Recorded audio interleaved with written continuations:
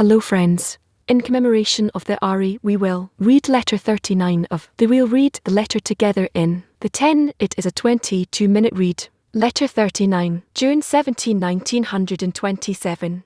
London, to the famous May his candle burn. Regards to you. I must inform you that I just received a very distressing letter about my sacred pamphlet being handed over to external ones to abuse it as they please. Now you will understand my stern warning to keep a secret, and why I have not sent the pamphlets until now. This is what I feared, so I wanted to first send the pamphlet to the Marin and to the Ravi. Indeed, that which I dreaded came to me, and the hands of illiterate have betrayed me, doing what I did not order, after my stern warning not to disclose my secret to any person, whoever he may be. And now they have defamed me in the eyes of the generation, and have failed me on the path of my exalted work to bring contentment to my Maker. Who can forgive them this? Heaven will testify to my labour in all my strength to extend His holiness to that generation. And yet the Sitcher, the other side, always finds her people doers of her missions, setting obstacles before me wherever I turn to benefit others. Thus far are my words. Those who are with us are more than those who are with them, and the Creator does not deny my reward. Bit by bit I am paving the way, at times less, at times more, but always with profit, reward, until I am rewarded with taking down all the enemies of the Creator with the help of His great and terrible name. As for you, do not fear the fear of fools, those who slander. My little finger is bigger than their waist. So the Creator desired, and so He made me. And who will tell Him what to do and what to work? The merit of my law is greater than the merit of their fathers. Similarly, the contemporaries of Prophet Amos defamed him and said that the Creator had no one on whom to instill His, but that's Torah, as it is written in the Midrash.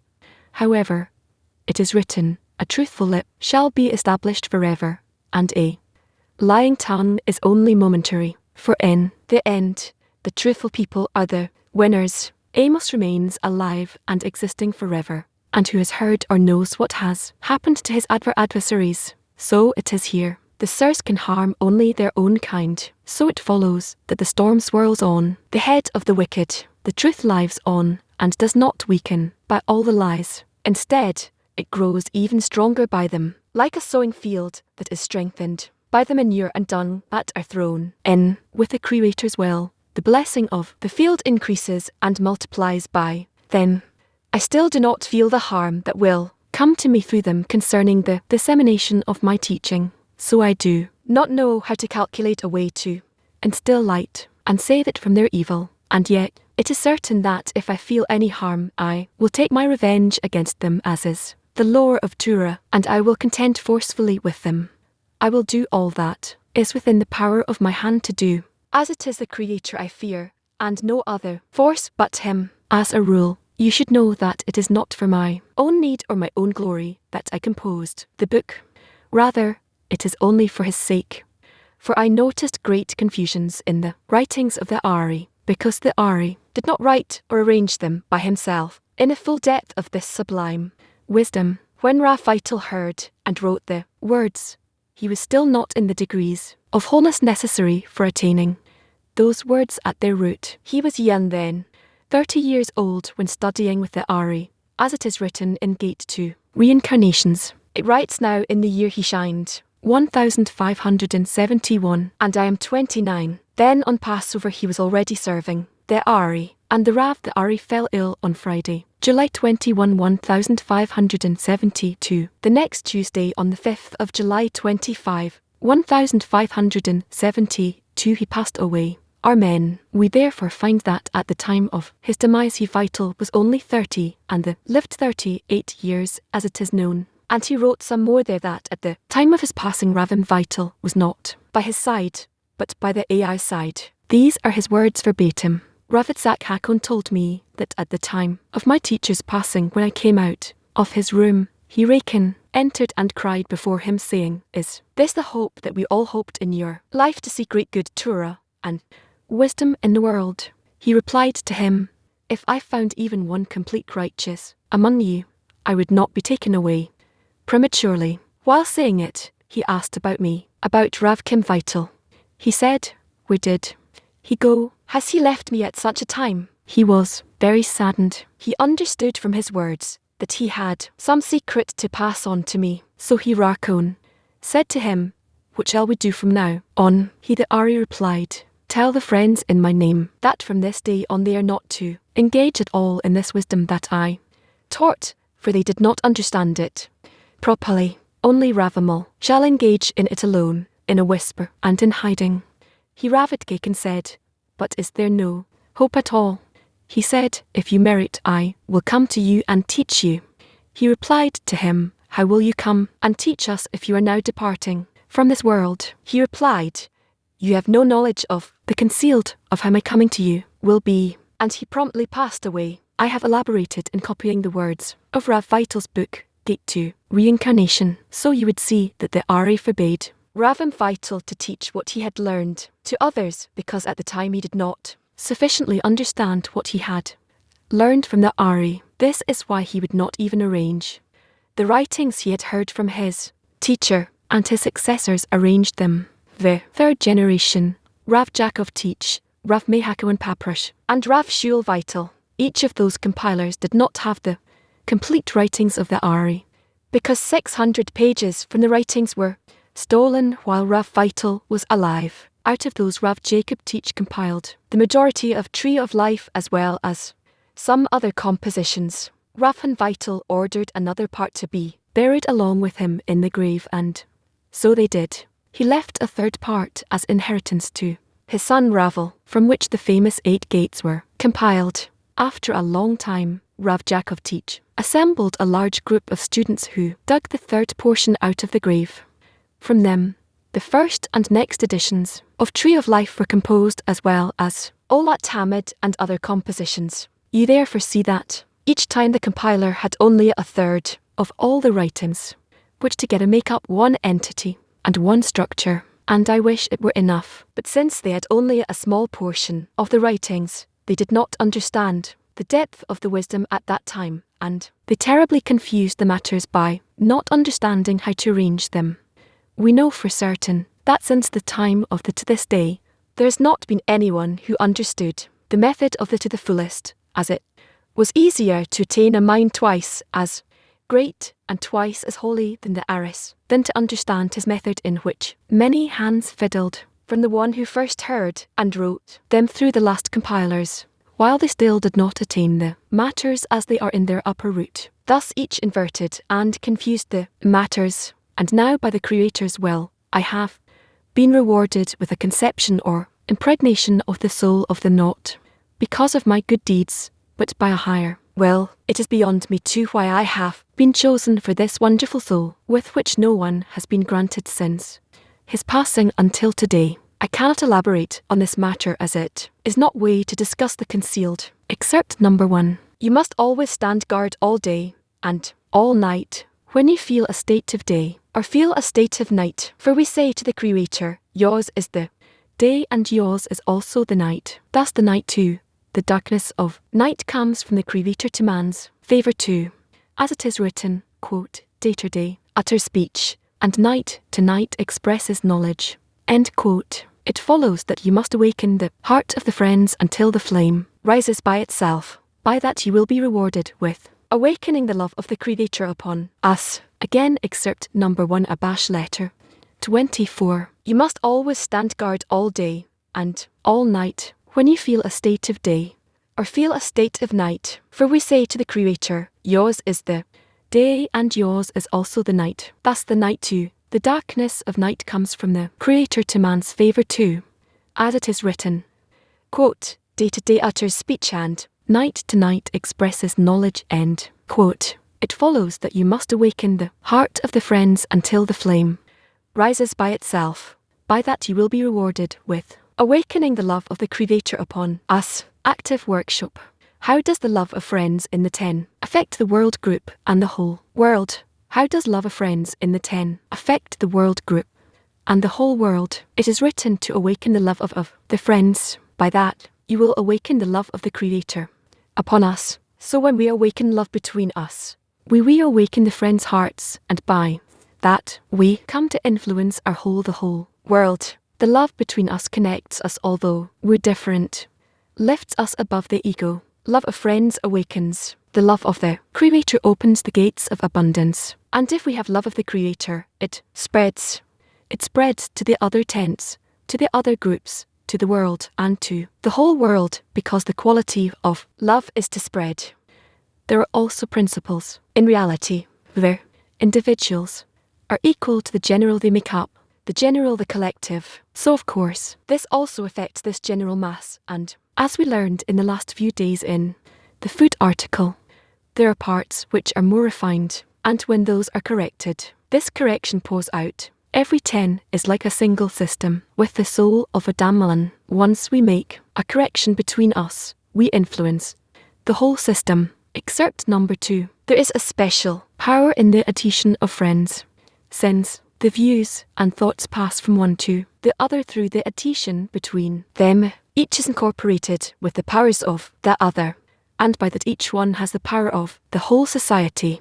Therefore, although each person is an individual, he has the power of the whole society. Again, excerpt 2. There is a special power in the adhesion of friends, since the views and thoughts pass from one to the other through the adhesion between them. Each is incorporated with the powers of the other, and by that each one has the power of the whole society.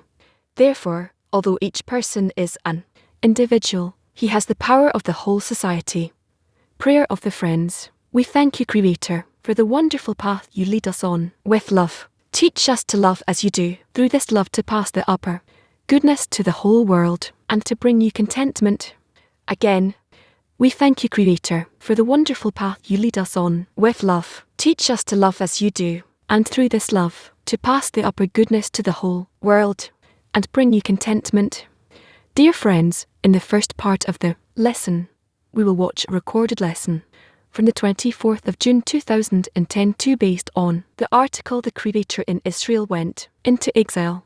Writings The Creator in Israel Went into Exile. We'll read the article together in the 10. We have 41 minutes for that. The Creator in Israel went into exile. It is written in the Zohai in my statutes item 49 about the verse quote I, 2 will torment you 7 times for your sins. Come and see the Creator's sublime love. For Israel is like a king who had an only son who sinned before the king. One day he sinned before the king, and the king said, all those days I have been striking you, but you did not receive. Henceforth, see what I will do to you, if I expel you from the land. Bears might charge you in the field, or wild wolves or murderers could remove you from the world. So what should I do? Instead, you and I will go out of the land. Thus I too, as it is written, meaning that you and I will leave the land, meaning go into exile, and I will chastise you to go into exile. And if you say that I will leave you, I too am with you. End quote. We should understand the meaning of the exit of the people of Israel from the land abroad, which is called exile among the nations, and what it means in the work, what is regarded as land, and what is regarded as exiting the land. Also, what does it mean that when one sins he punished with exile to be among the nations of the world? How does it help, and what benefit does it yield in the ways of the work? That is what is the correction in going out to exile, to be under the rule of the nations of the world. We should also understand how it can be said that the Creator too leaves the land with the people of Israel into exile, since the whole land is full of His glory, and it is written, quote, His kinship rules over all, end quote. He even sustains the kepot, the shells. So how can it be said that He will go out to exile with the people of Israel, as though He is not in the land? To understand the above in the work, we first need to know what is the land of Israel, what is abroad, and why exiting from the land abroad is regarded as exile among the nations. We should also understand that exile is a correction for sins. That is by suffering the exile, the torments of the exile will make them repent, and then it will be possible to bring them back into the land. But it is written, quote, and they mingled with the nations and learned from their works, end quote. So what torments of exile are they feeling which can be a cause for them to repent and return to the land? That is what can He know about what is good in the land of Israel. So, as to crave it, and this land will be a reason that will compel him to repent for the love of the land. It is known that land is called Malat, and the holy Shinar divinity, and the assembly of Israel, which is the inclusion of all the souls. This means that she must receive the delight and pleasure that was in the thought of creation to do good to his creations, meaning that the souls will receive delight and pleasure. The order of the cascade was from the world of An of no end or infinity to the world of Simsim restriction, and then to the line on which the 5 Bufim of Ak are clothed, then the 5 Bulu of Fats. Afterwards Malhuder Fats at emanated, the 3 worlds beer was created, and the externality of his body, which is similar to the current material body, was made from Bener, as it is written in the study of the tense.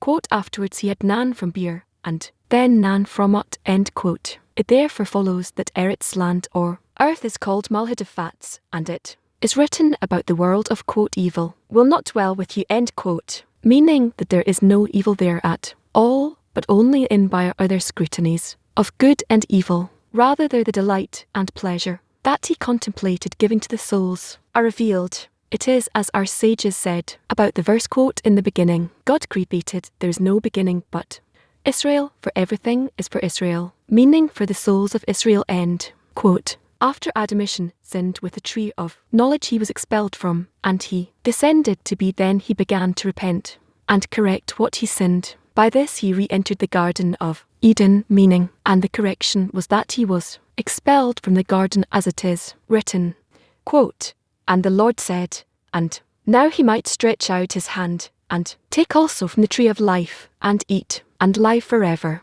And the Lord God sent him out from the Garden of Eden to till the ground from which he was taken, end quote. Explained the fear for which he was expelled from the Garden of Eden, as is written, he might stretch out his hand, and take also from the tree of life, and eat and live forever. He said that since the man sinned with the tree of knowledge, if a person is punished, meaning suffers from the punishment that he was given, this suffering causes him to repent and correct the flaw that he had caused. But if he is not punished, and does not feel suffering from the sin that he had committed, he will certainly not understand that he should repent for it. It is as the Zohar writes, Rabbi Shimon wept and said, woe, if I say woe if I do not say, if I say, the wicked will know how to serve their master. He interprets in the Salam as follows. By this he implies that he could not reveal his words in full in this place, so as not to harm the wicked. This is because here he came to disclose how to cling to the tree of life and never touch the tree of death. And only those who have already corrected the discernment of the tree of knowledge of good and evil are worthy of it. But the wicked who have yet to correct the sin of the tree of knowledge of good and evil must not know it, for they must first toil in all the labours until they correct the sin of the tree of knowledge. You will also find this in the verse, lest he reached out his hand and took also from the tree of life and ate and lived forever. After Adam sinned with the tree of knowledge, he was expelled from the Garden of Eden for fear that he would cling to the tree of life and live forever, and the flaw he had caused in the tree of knowledge would forever remain uncorrected. It therefore follows that when taking a person out from the land, meaning from the kingdom of heaven, he had, since he cannot feel the importance of spirituality that he had prior to being taken out from the kingdom of heaven, and he goes to exile, as written, and they mingled with the nations and learned their works. This is regarded as falling under the enslavement of idol worshippers. That is, all the lusts that exist in the nations of the world govern Israel, who have been exiled. At that time they have no connection to spirituality except what they are used to keeping out of habit. This they observe, but beyond them it does not occur to them that they have anything to correct. It follows that we should make two discernment concerning the exile. 1. They are exiled under the governance of the nations, the mind and intellect that they had while in the land, when they were in the kingdom of heaven, and thought all day about how to exit self-love and achieve the love of the Creator when they sinned and went to exile. We can interpret this in the work of the individual, as it is known that the general and the particular are the same. This means that if a person sins while being in the land, meaning if he receives some illumination from above and uses it for his own benefit, meaning, he says, now that I have some flavor in Torah and mitzvot, I don't need faith above reason.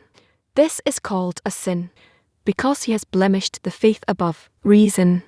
For this reason, he is expelled from the land and falls under the governance of the lusts of the nations of the world. Once he is in exile, he promptly suffers forgetfulness and does not remember that he was ever in the land, that he was in a state of kingdom of heaven and thought only about how to achieve the vagat with the Creator. And he wants to continue this way his whole life, meaning to care only about satisfying the needs that the body demands for its own benefit and does not care about anything after some time. And each one has a different calculation with the Creator, meaning that when a person is judged above, each one has his own calculation as to how long he should be kept in exile until he receives an awakening from above. And he receives an awakening from above and begins to feel that he is in exile and begins to remind himself that he has fallen from a high roof to a deep pit.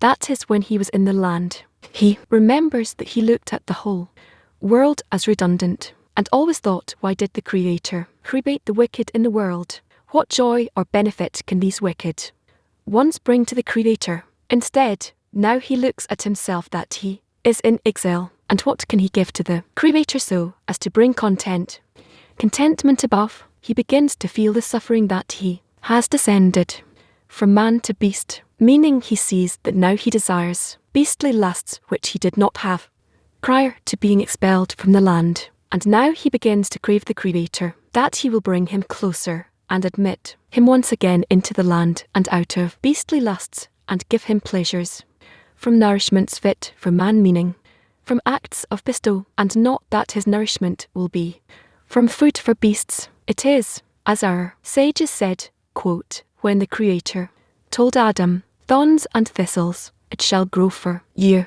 His eyes teared. He said, will I and my donkey eat from the same crib? Once he told him, by the sweat of your brow, you will eat bread. His mind was immediately eased. End quote. This sounds as though the Creator gave him the knowledge when he said, thorns and thistles, it shall grow for you. End quote. Before the Creator had told him that, he did not see that his nourishment was only thorns and thistles, which is only animal food. We can interpret that the awakening from above came to him and reminded him what he had before the sin, what high degrees he had, and with the exit from the Garden of Eden, it is as though he has forgotten everything, and this is regarded as the Creator speaking to him, meaning that he received an awakening from above from the Creator, and then he remembered what he had. At that time he began to feel the suffering from being expelled from the Garden of Eden and began to cry about being on the same degree as a beast. That is his nourishment, is only that which pertains to self-love, which is called food for beasts. And this is the meaning of quote his eyes teared, and he said, I and my donkey in the same crib, end quote. That is, eating that which nourishes him will be similar to that of a beast, where he can elicit joy only out of matters that pertain to self-love. However, when he told him, quote, by the sweat of your brow, you will eat bread, end quote, his mind was immediately eased. Nashio interprets by the sweat of your brow to mean after you have had much toil in it. We should interpret the meaning of toil according to what we learn. If one has already come to feel that he is at a degree similar to a beast, it means that the sensation should also be to the extent that brings to suffering, that he will shed tears over his lowly and poor state, as our sages said, quote, his eyes teared, end. Therefore, the suffering he feels at being similar to a beast gives him the strength to want to make great efforts to exit self-love, which is regarded as a beast, and be rewarded with man's food. That is that now he can enjoy acts of bestow. It therefore follows that we should make two discernments regarding the above exile. 1. He is in exile, but does not know that he is in exile. Rather, he is happier as he is. Instead, he is searching for quantity, meaning more money, more respect, etc. However, he has already forgotten that he was once at a human degree called land, which is the kingdom of heaven. It does not even occur to him that he should change his sustenance. Rather, he does not think that the nourishments he receives in vessels of self-love, called animal food, need replacing, meaning to have thoughts of bestow. It follows that he does not want to change the source of provision, where he is being fed with only that which comes into vessels of self-love. For example, he would like to change his apartment because he no longer enjoys the one he lives in and wants a different apartment. Since a new apartment is something he can enjoy, also he changes the furniture because he cannot enjoy the ones he has. By having new furniture, his will to receive will have something to enjoy. However, he does not want to change his source of provision, meaning to say that if provision should come from a source that gives only to the vessels of bestow, this he, God forbid, does not contemplate, as it is known that the receiver cannot understand how can there be provision from giving. The giver is to the contrary. When he sees that he's engaging in reception, he's ashamed of himself for doing something he regards as lowly. But in truth, we must change the source of nourishment. There is nourishment that pours into vessels of self-love, and this nourishment comes from the kibbot, and there is nourishment that comes into the vessels of bestow, and this one comes from the worlds of. Therefore, according to the two above discernments in exile, the question is, who causes one to feel that he is in exile, by which he suffers because he wants to exit the exile? As was said about the exile in Egypt and the children of Israel aside from the work, and they cried out, and their cry rose up to God from the work. We have to say that this awakening came from the Creator, so they would not stay in exile, in a state of oblivion. So the Creator sends the awakening. It therefore follows that they feel that there is spirituality, but that the spirituality is in a state of loneliness, and their heart aches over the fact that is in exile, and why spirituality has the taste of dust. That is when they want to work in order to bestow. They cannot appreciate this work as they should feel that now he is doing the holy work, and not the work of people who are similar to beasts. But the matter is to the contrary. When he works to man's benefit, he feels good taste in the work, but when he does the work of the Creator, he does not feel any taste. That is the same act that he does if he sees that his will to receive has something to receive, that the reward illuminates for him during the work, and this is why he feels good taste. If he replaces the intention during the work and says that he is doing this work not in order to receive reward, he promptly feels his weakness that he cannot make an effort, and the work begins to slow down right away.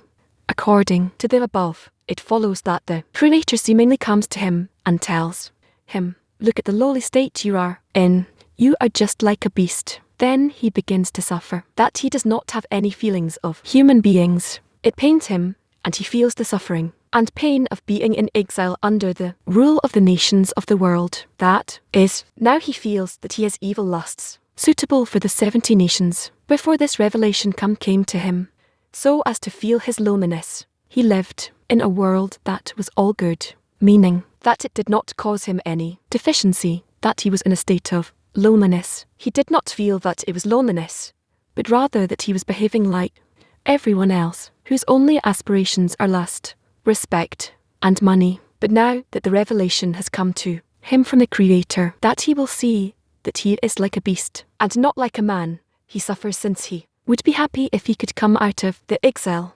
But since he is in exile, he sees that he does not see a way out of the exile. It follows that these torments are causing him instability. That is, he does not know what to do. On the one hand, he now sees that he's feeling the truth, meaning the kind of people to whom he belongs, since there are people who belong to beastliness, and there are people who belong to people. And if we want to be more precise, we should discern 3 kinds.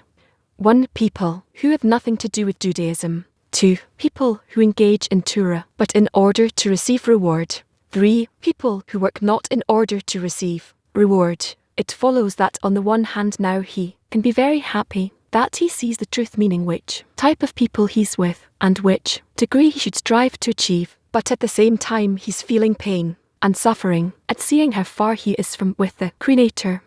That is, he sees that he cannot do anything for the Creator, and that all that he does is because he wants to receive reward for his actions. But with respect to the desire to bestow, he does not see that he will be able to come out of them by himself. It follows that he is craving the state.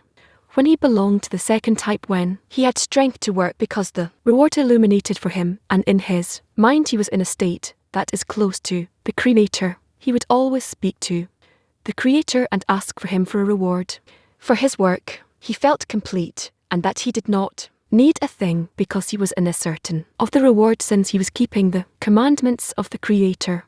And the Creator certainly sees that not many people desire to keep his commandments, but he is exerting to keep his commandments, so the Creator will certainly favour him and give him a great reward for it. Naturally, after such a calculation, a person feels that he is high in the sky, among the clouds, and looking at the whole world, who for undoubtedly the world exists through their Torah. As her sages said, the world cannot stand without Torah. It follows that then he was truly among the happiest people in the world. But now that he has emerged from the second state, the Creator has illuminated the truth for him, that the work of the Creator is primarily to bestow contentment upon the Creator and not for one's own benefit. And he sees how far he is from the truth and feels the opposite.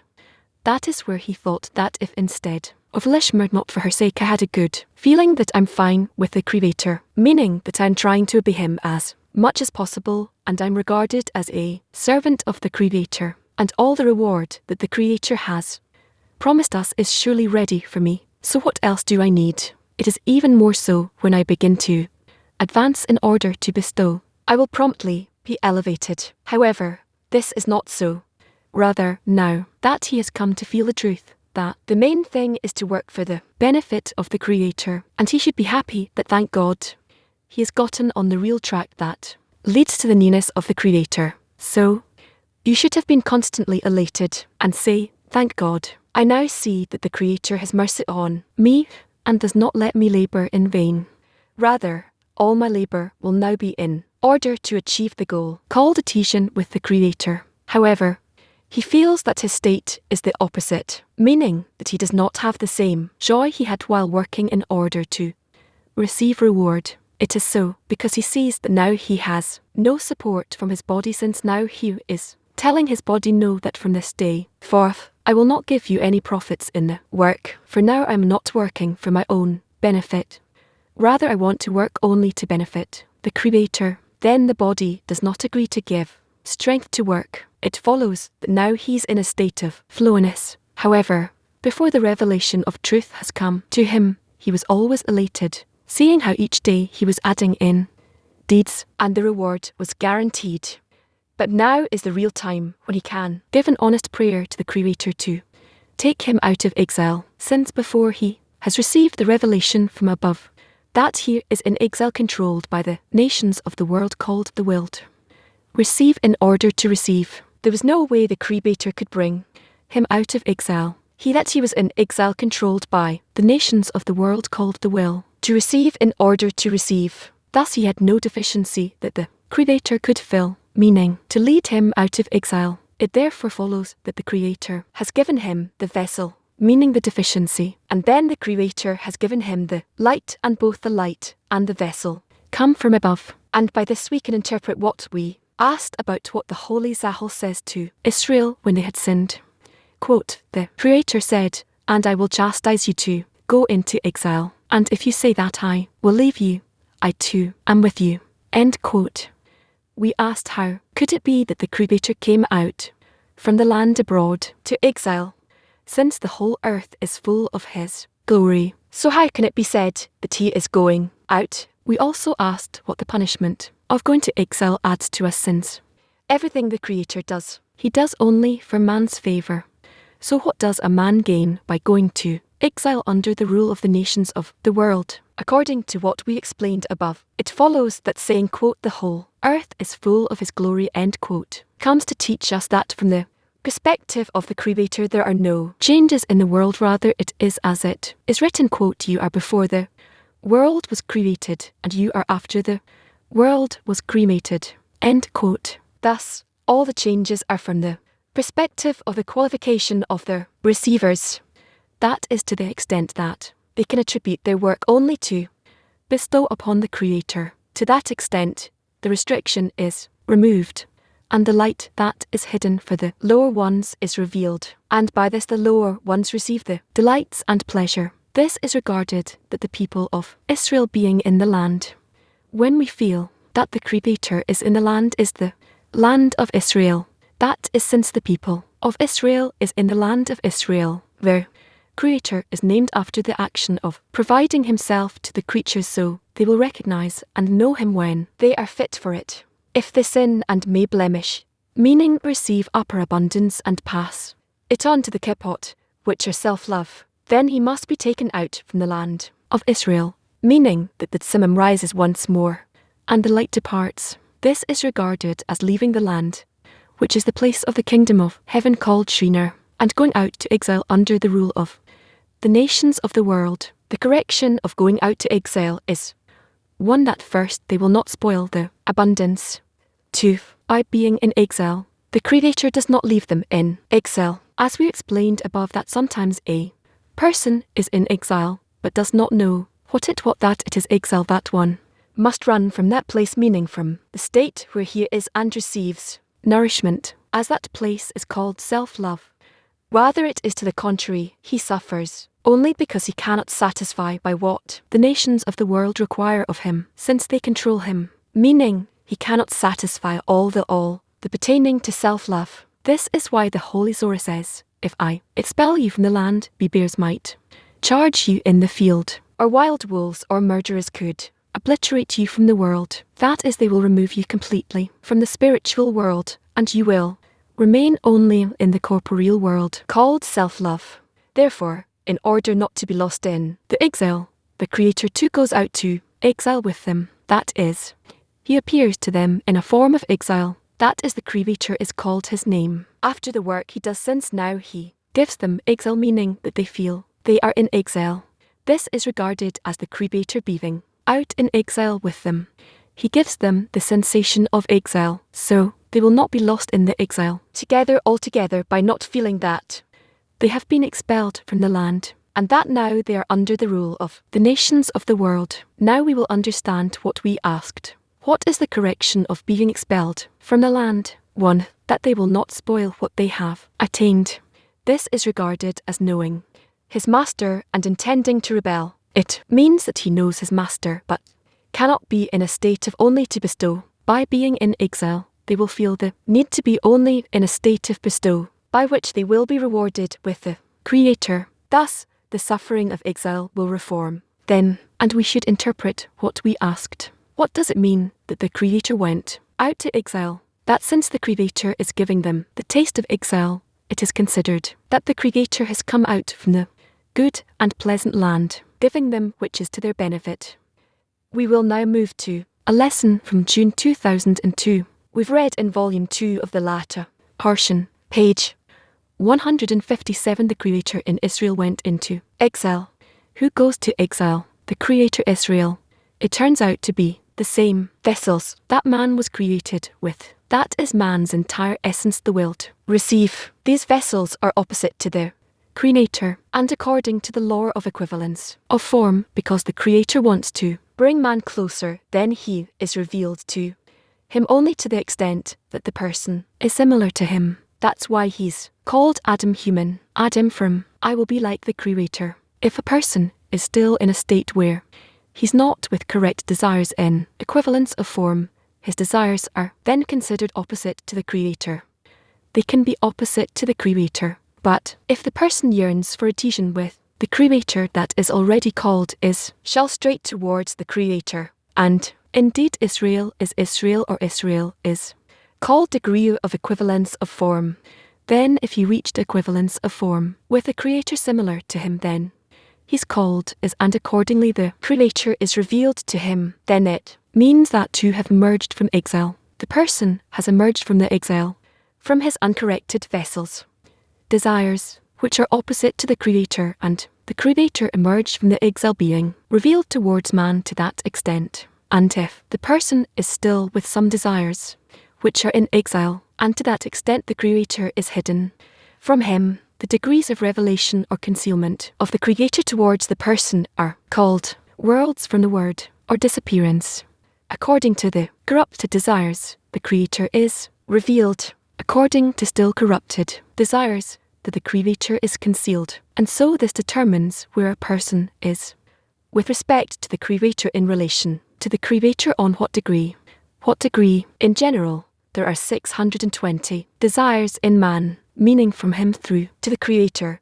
There are 620 actions he needs to perform on his desires to correct them and to fill them with the presence of the Creator. And by that he emerges from the exile acquiring the desire of Israel, the land of Israel. He enters the land of Israel that's written, and he lives in it, living in the place. As it is written that the Creator is always there, and that is all. Yes, now, in the land of Israel, there live a people called Jews who are united with all these desires with the Creator. And outside of the land abroad leave the Gentiles, the nations of the world who have desires scattered over all other passions and desires except the Creator, the direction of the Creator, meaning that if a person's desires, his 620 desires, are aimed towards himself, they are called the nations of the world, and to the extent that he corrects them, so as to bestow upon the Creator, then each and every desire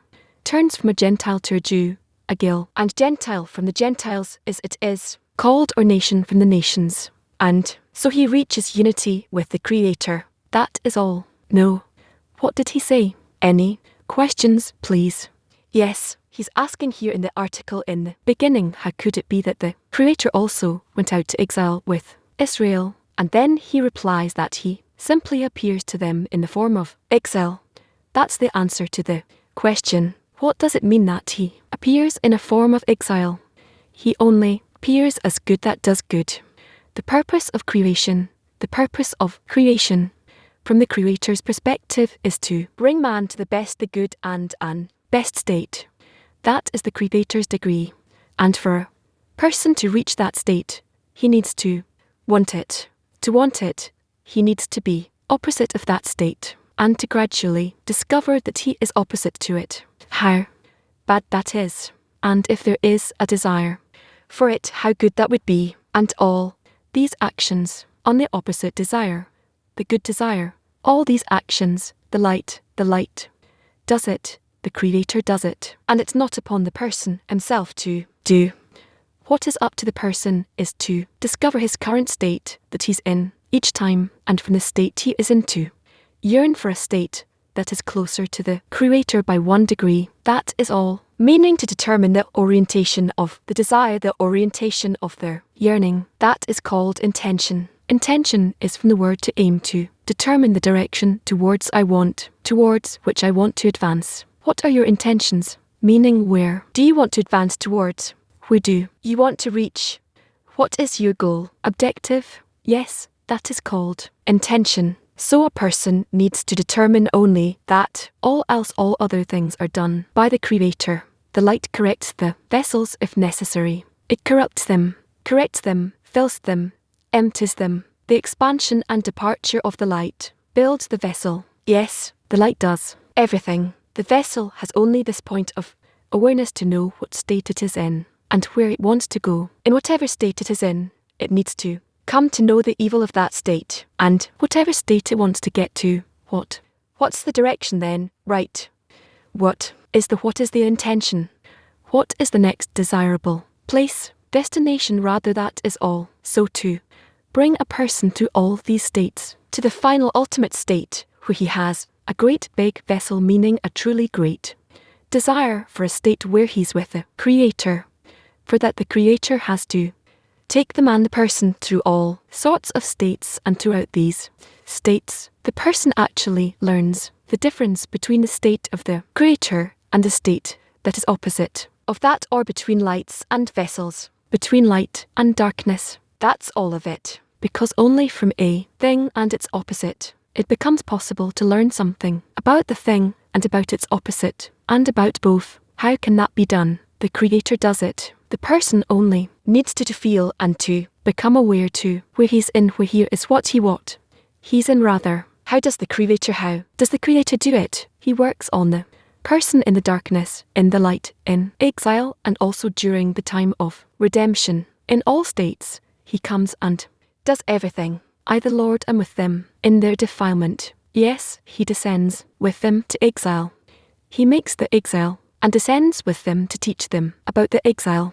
I draw them from exile to redemption by showing them that the exile is bad, so they will want to emerge from it, and when they want to emerge from it to the extent that they do, I bring them out, and so on. That's it. So of course all things are done by the Creator, and the person only needs to determine his attitude towards it, to accept things as they are on the one hand, as they are on the one hand, and on the other hand, to come to a state where he is grateful for the very worst thing as he is for the best thing, because he connects to the goal, and the goal is important to him, and he knows, he understands how the state he's currently in is crucial for the sake of reaching that goal, and there are no other states. The very worst states are crucial in order to reach the goal. It cannot be that there is some state that is redundant, but he needs to come to understand it and to agree with it, and he needs to want to be in that state because of the goal.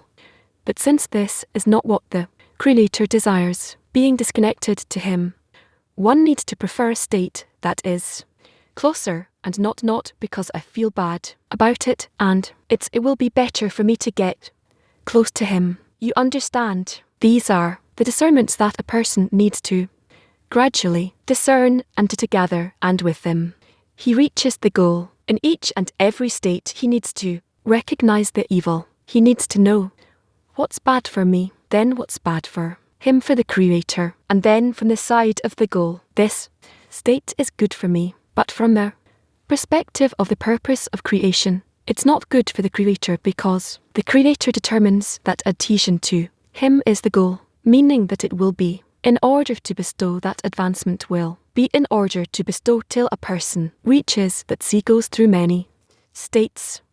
We call this the left line and the right line conception. Nursing Mo vessels conception, nursing, and Mo lights. Yes, the processes the person goes through are before the barrier here. Now these processes we were talking about after the barrier, before the barrier also, of course not as specific and refined as after the barrier, but also prior to the barrier. You have all sorts of corresponding states. Of course the person doesn't exactly distinguish it. He doesn't exactly understand what he's in, but he has to go through them. Yeah, this confusion, helplessness, those push him to connect to the Creator. It promotes him. Before the barrier, there aren't many clear discernments. Still, we're under either double concealment or regular concealment. It is darkness. It is still darkness. Yes, so a state of regular concealment also. There's no discernment. You said there's some stage there. No. The illuminations come to the person prior to the barrier, where he certainly comes to feel and understand, and he derives some discernments by himself, and he advances. We can see it. It's a path that takes, let's say, 10 years. So it's not a laughing matter. A person goes through it, and he understands how he becomes more understanding, smarter. He distinguishes more, and he knows this. All these discernments, he needs them later. It's not just the time being wasted for no reason. This period takes years, and this is because the person then needs to work with the revelation of the face above the barrier with all these discernments. He takes all these lacks, which are called mistakes and malicious actions, and he works with them. Now he sees what states he was in now, that he's in malice and error. He doesn't distinguish, he doesn't see it as malice and error. Only later, after the barrier. For now he's like a baby, like a child. His consciousness is very limited. But what can a person determine what state he's in? A person doesn't determine the state. Determining the state, that he can see what state he's in. It's not that he's master of the state. He's in the state that the Creator arranged for him, and now he simply discerns what state he's in. Yes, he measures it. Yes, evaluates it. But with respect to what in that state? Still, how can he assess his state? With respect to what does he assess his state? Towards the same measure to which the Creator is revealed to him. Let's say I feel bad, and I am immersed in that. I feel bad. I have nothing in life. Who am I? What am I like that? Yes, bad. All right. And I remember that yes, I feel bad, but still, I'm in some process. And this process is a purposeful goal, oriented purpose process, and that badness that I'm in has some purpose to it. And then when I move from that bad, there's some learning from that bad, and I gain the recognition of the good, and from that bad I come to understand more. I can distinguish better. I can later, when I go into the good, recognize that evil and talk about it from the other side. And the more these states are opposite contrasting, then I will understand more. This confusion that comes each time brings more understanding later. Meaning, how do I determine where I am, how I am? It's to the extent that the Creator reveals to me is revealed to me. Rather opposite that state I'm in. That's all. If it's revealed to me a bit more, then alongside that badness, I open Shamarti, let's say, and I begin to see from it that I begin to see my evil, that it's not so evil. It's simply something on the path. I need to go through it. There's a reason to it. So, that evil is not so evil anymore. It's bad as I feel it to be, but it's not bad for the sake of advancement. I build a home, a house. I brought her a truck full of bricks. I need to bring it up to the 10th floor. Well, it is work, but by this I build. So, you either look at the work being very hard or what will come of it. If you look at the goal, then lifting those bricks, bringing them up, it's not so bad. And if you look at the state, I now need to carry bricks. I'm just a worker. I'm not the landlord. I won't get anything out of it. Then of course it's hard. Yes, but it's like the perspective depends on us, but it's actually not dependent on us. The perspective doesn't depend on us. If the Creator is revealed, then we are of course in good. Yes, and we can justify him. And if he's not revealed, then we are in evil, and we curse him. Of course. What does it mean to curse him? We curse the state. Now what does depend on us? What depends on us is the rate of advancement. That is one thing. And other than this rate of progress, the direction also depends on us.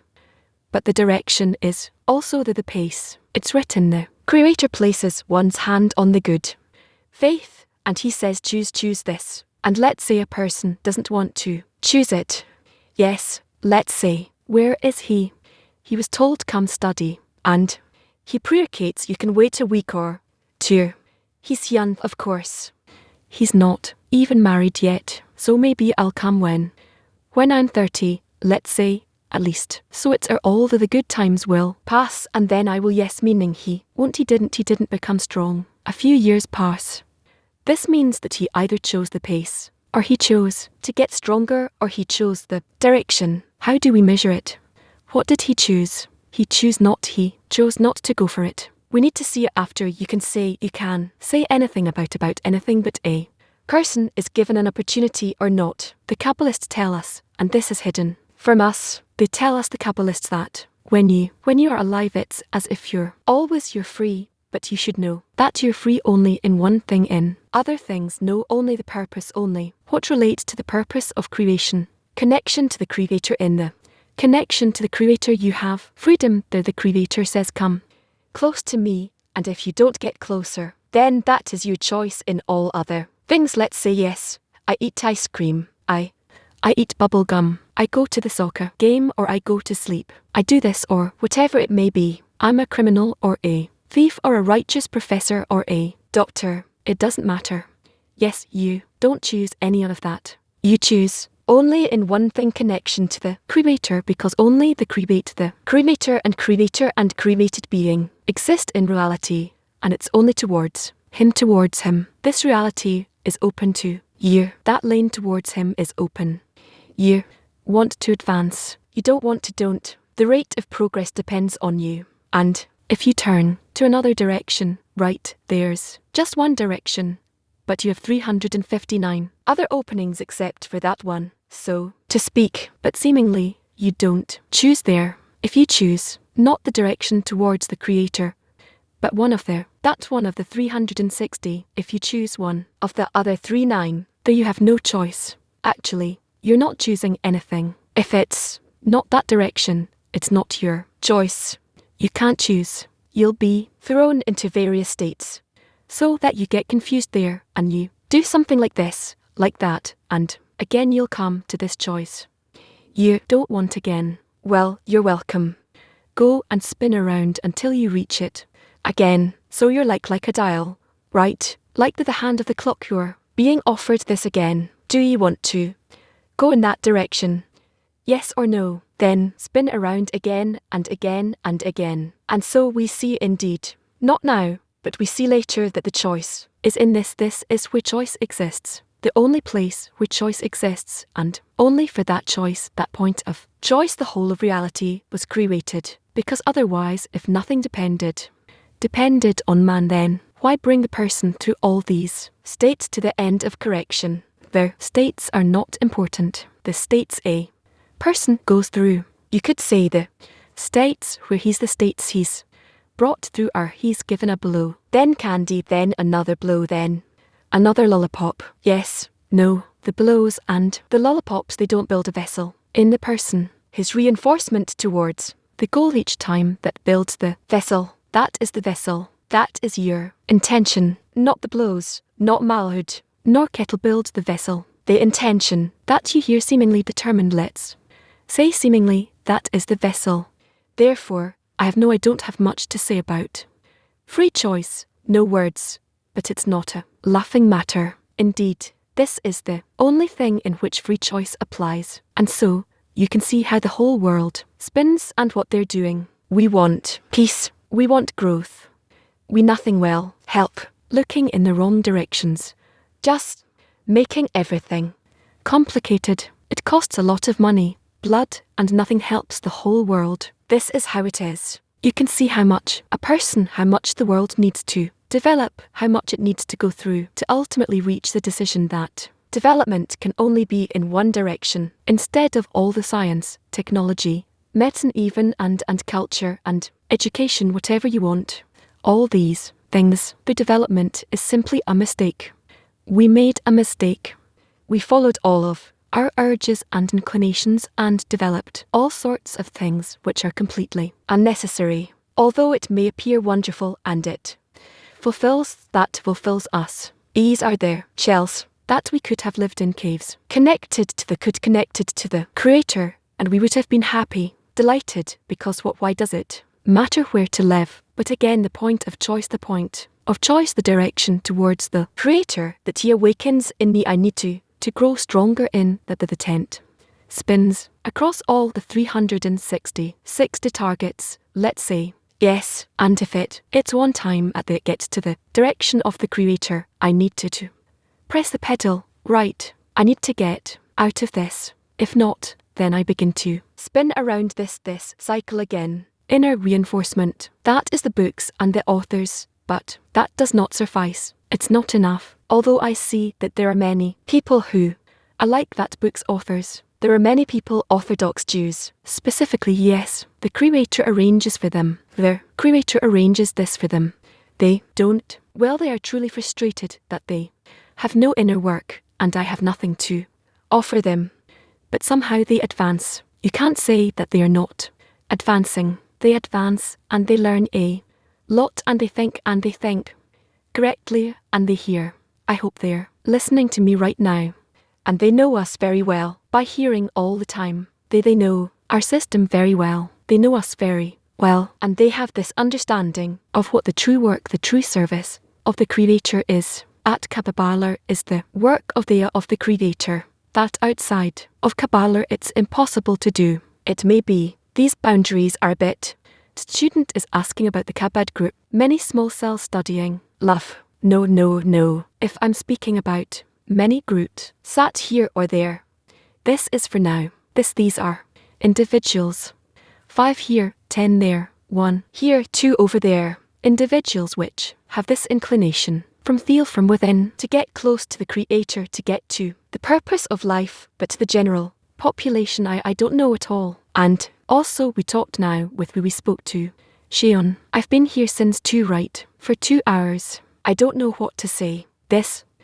We need to look for we need to find how to explain the general population that this is worthwhile. If a person has no inner urge, an inner lack, we need to awaken that urge, and I don't know how through the good through the bad writes, but it's a mystery how to do it. I sent you this, by the way, an email, and I shortened it a bit, but I think it's here, I think. This I don't know. From bad things, good things, he writes. They're also on the one hand to show him the great abundance, but on the other hand you're facing a third world war. It's not a problem only for Israel, we're faced with much greater danger. The whole world is rolling towards that very, very powerfully, very quickly. Well, we need to try. We'll succeed somehow. Yes, these are states of choice. Is a person aware of it?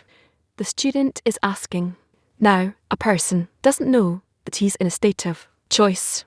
He needs to believe that each time that he remembers the fact that he is in a state of choice. If I don't remember it, then how does it help me if I mean it or not? Right, that's it. But accustoming oneself, I have to make around me all kinds of reminders that will help me constantly remember that I can add a little bit of myself now and in which direction. That's it. Then from 3 to 5 years for sure I'm still certain that what he wrote is possible, but there has to be a system that is very, very kind of tight to me, close to me, so I can constantly awaken to the goal. But I think it's still today, it's becoming more and more. They wrote it then in, but they actually meant our time. It's written that everything that was written for the days of the Messiah, for the last generation, Yes, because before the last generation, there's nothing to write, only chosen few rise to it, and for them, it's a different teaching, different Torah. They're pulled from above everything that Moses wrote, and in general all the holy books are written for our generation. So I hope that yes, from 3 to 5 years, as they wrote, and indeed I think that time is really growing much shorter for beginners today. People grasp things that what after 2 or 3 years I didn't get what people get, hear and feel and understand after a month. Does it have to do with perception to reach an attainment of this? What does it mean? It has to do with development. What do you mean? I look at those sitting, the ones over there in the back. They have a sensitivity to the matter that I didn't have after 2 years of learning. I'm certain I remember it. I can measure it. I can measure me them, and me then ye can be with that sensitivity for 10 years, if not. I'm talking about one discernment. The fact that can sit for another 20 years the way he's sitting now. True, it's up to him, but now in the meantime, the understanding, the perception, and he has what I had after 2 years. I'm serious. It's a wonder. I'm surprised about that. It's something that could it be that our problem is to bring forth to people our message. To the people is that we ourselves don't feel them. We don't feel the regular people. How can I feel? How can I feel? It's a different perception of the world, a perception of life, a perception of reality, but it comes from some form of disconnection. I hear from people that say, yeah, I have this feeling. It's okay. It's not too bad. And here with us. Yes, not that it touches us, but I received this feeling. Maybe it's a true disconnection from not being able to know. I don't know. I don't think also the Kabash also listened to the news every hour for 2 minutes or just the beginning of the news. Afterwards, he wasn't interested. Commentary is already irrelevant, but the bottom line. What's happening? This he listened to. I would always watch the time, and exactly at 1 hour I would open it, and he would listen. Open the radio, in order to be involved with the public. In order to update himself. Through it, he would get the sorrow of the public, the collective. So it's not like we're not updated. We don't light it, belittle it. But our approach to what is happening is different. Our approach to what is happening is that it's a sign for us that we have to solve the problem in the way that we believe is the solution. What is outside? I don't know what solutions they have. I don't think they have any solutions. But what they hear is simply they regret it, and even they don't even regret it. They see that 5 minutes later on television, you have entertainment and a movie about, I don't know what. One of these series endless series. What is this? About that we are sorrow, and not and. It's the other way around. We have a purposeful approach. What's to be sorry about? I regret not that it's done. I regret that it's happening to the public. and it still doesn't lead to the recognition of evil. Where is the evil? It's not in the terrorism, in the terror act. It's in that in our internal state is causing that terror act. So this is what I regret now, how to find a way to the public to explain to them that the evil is in them. And this is why the external evil is happening in because all the things expand from within outwards. This I don't know. If you have a solution, please, I don't know how to approach it. Yesterday someone came and said, I heard at synagogue that you are moving away from the Torah. I told him, I'm not moving away from the Torah. I was always opposite from the Torah because it's written. The view of Torah is opposite from the view of landlords. I'm the opposite from it. I'm not retreating from it. Now, they are discovering that I'm not quite with them. He thought he would hurt me or something. He had a question. No way. It's true. For me, the Torah is something else. It's hard to become better and lead to correction, both internal and external. For them, the Torah is only external. We will do something external, and then what we see the outcome. No. This is just nothing from some external group. A general question. If we're saying that the world exists in the form of a pyramid, why do we have to care for the general folk altogether? Why should we have the world? Why should we have to care about the people? If the world is a pyramid, we are at the top. We have to make a connection with the Creator, and the rest of them stay the way they are according to the deficiency that the Creator gave them, like He gave it to us. They'll join us and yearn and gradually reach from the bottom to the top and to Him right. The thing is this.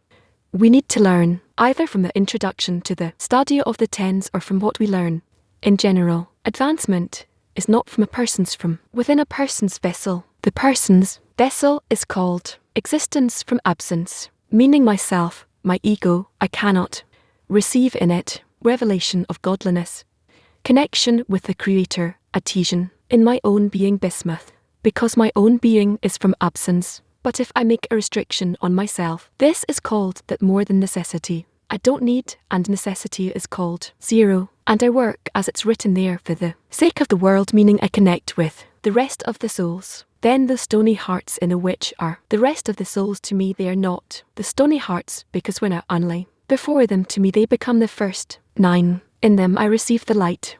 Understand, when I added the deficiencies of all the other souls, to me they become to me a vessel to receive the light, and my own vessel, until the end of correction it disqualified from receiving the light.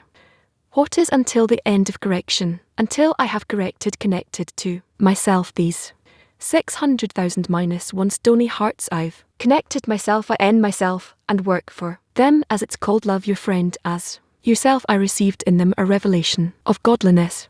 This is called above me, meaning above my will to receive in the world of Asat incorporation in Galan, or bestow upon everyone, is called the after that Creator does something and corrects my personal stony heart in which I receive, together with all the other souls that I brought to Him. I receive something, I don't know what it is. I don't know what it is. And then I'm equal to this whole vessel that He created, and all the light that's in there, which is the Creator, is mine.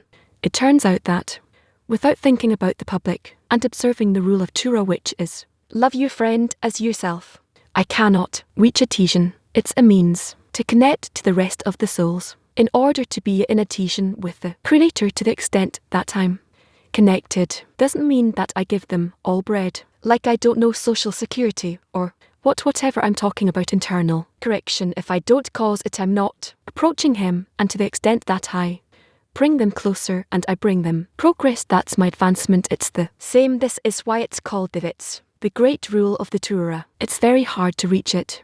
It's very hard to understand it, to agree with it. But afterwards, when you see it, believe me, you don't see any contradiction, and you see how simple it is. But they are not accepted by the heart. It's still internal work, meaning they need to be my tools for work. In other words, the whole world is built for me, so I would do good things to it, bring it corrections, right? How can we separate ourselves from it? Of course, it would be much better if we could look at the great group we have. Forget about dissemination. We don't care what's happening on the outside. Let the whole world explode, blow up. We have each other. We have connection. We have what we have. We'll focus. Concentrate inside. It's impossible. It's against the direction. That's why those who are simply sitting and studying and don't want to think about others and think he's righteous, he's connected to the Creator, he's doing some work, he's focusing inside, or whether he's studying. The study of the never mind is not at all in the direction, is not in the direction, in the right direction. There's no choice. This is why, somehow, as much as possible, as much as it is permitted to him from above, we have to think about it, and all those confusions, we need to go through them, that we don't know, and do try. This is why I place dissemination at the head of everything, at the top of everything. Can we do anything without it? And what are we doing? What groups? Who's it? Who's there that you can say, or maybe those who are there, it's enough. What do you need? What will you have? Another group. Another 2. In 2 years, another 100 people. What's there? What's happening? It doesn't matter what is happening as a result. I have to be in this direction, because this, and walking toward the Creator, is the same direction. These two things, dissemination, these people, is internal work. Is it kind of like the restriction, and it seems like 2 different things. How can you unite? Can you unite between them? Inner work is my own personal work in relation to the Creator. External work, which is for the sake of the collective, the public, is outwards, not directed towards me. Inside of me, but outside of me too. Things that are seemingly different, of course, so what, how can they be together? If I don't bestow upon the public, I cannot grow. Sit with the books, you'll see that you will become degenerate. Stagnant. It won't work. Let's stop everything we do outwards. You'll see that in a week what will happen with us. We don't need any movies for ourselves, any books. Why do we need all that? Let's close all the departments, right? Studying and meals, our own meals. Well, we can have a meal every evening, every morning, but no dissemination. We'll erase it. You'll see after a month what boredom there will be here, because you're not expressing your desire for godliness unless you act towards expansion. So actually, we don't need to think how to connect to those souls inwards. Now we don't know how to connect to the souls, how to make it so I'm working for them. This is still far from me. I'm not in order to bestow right, that I'm thinking it. How do I make them happy, etc. I have a general task that I do, and that I know that without this it'll be bad. In this simple way, I'm offering them my solution. But afterwards, when a person crosses the barrier and he has a connection with the souls and with the Creator, then his work is really in this way, that he relates to all the other souls gradually as to parts of himself, and then he causes them correction by being incorporated in them, and thanks to them he receives what he receives in their vessels. This is called rising up and approaching the Creator. This is why the rule, love your friend, is yourself. What is the rule? It's the general rule by which you reach the purpose of creation. Yes, there's a question that comes up even in the first lesson of beginners. How could 600,000 souls, and we also call the souls to people that are working before, when we say those, it doesn't matter. Any person in this world has a spiritual heart that still perhaps doesn't manifest itself. Yeah, the point in the heart, but it's in him. It's still concealed.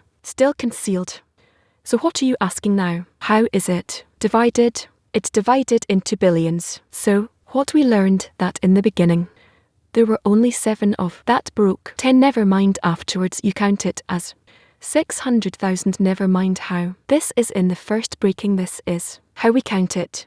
Afterwards you have Cain and Abel, you have the generation of the flood, the generation of Babylon. These are spiritual degrees in which the breaking continued more and more and more, just like in the world of nicotine. We don't count how many it really is, we take it in general, the parts of the breaking, but actually the breakings were in a chain, until you have to come in a chain to a place like this world, meaning the very last degree. This means that everything broke.